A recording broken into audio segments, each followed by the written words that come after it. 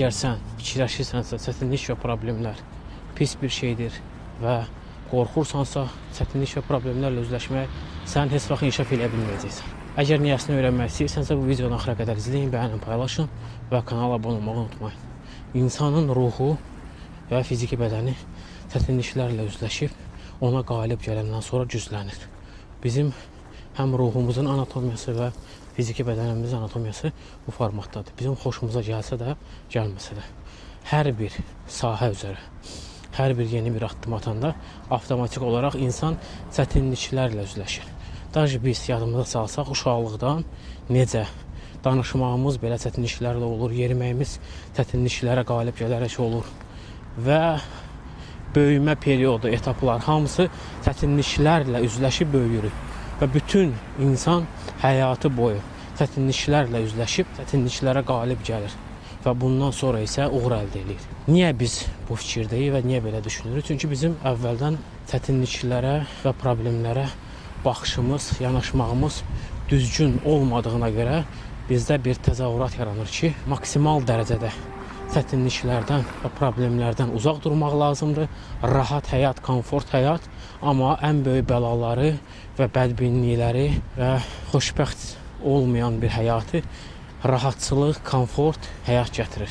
Oturun bütün günü TikTokda Reels izləyim, idmanla məşğul olmayım, yağlı yeməklər yeyim, xolesterin çoxalsın, kökəlim pis günə qalım, idmanla məşğul olmayım, siqaret çəkim və ya içki içim və s. Bunların hamısı rahat həyat və tez həzz alma metodlarıdır.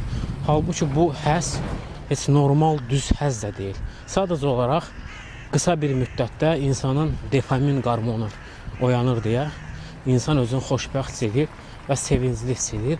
Amma bundan sonra isə avtomatik olaraq uçuruma doğru gedirsən.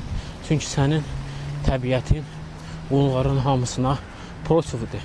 İnsan yeməyinə, içməyinə, qidasına fikir verməlidir, yatmağına fikir verməlidir və çətinlikləri sevməlidir, problemləri sevməlidir. Bu nə qədər anormal qulağa gəlsə də, eşitsə də, eşitmək bunu o qədər çətindir ki, yəni necə yəni çətinliyi, problemlərə normal yanaşmaq. Əgər sən inkişaf eləmək istəyirsənsə, uğur alətlər əldə eləmək istəyirsənsə, maksimal dərəcədə çətin həyata, çünki bu həyat çətindir.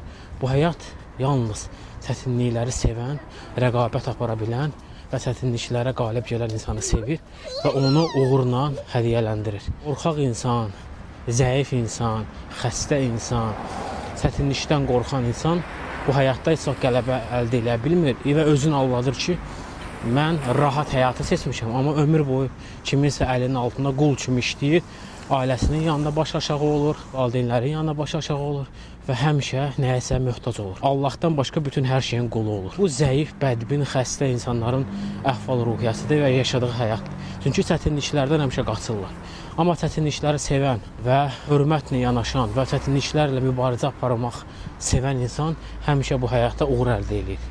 Ya maddi uğur, ya mənəvi uğur. Maddi uğur bundan ibarətdir ki, qələbələrə çox olur. Mənəvi uğur isə Allaha yaxın olur.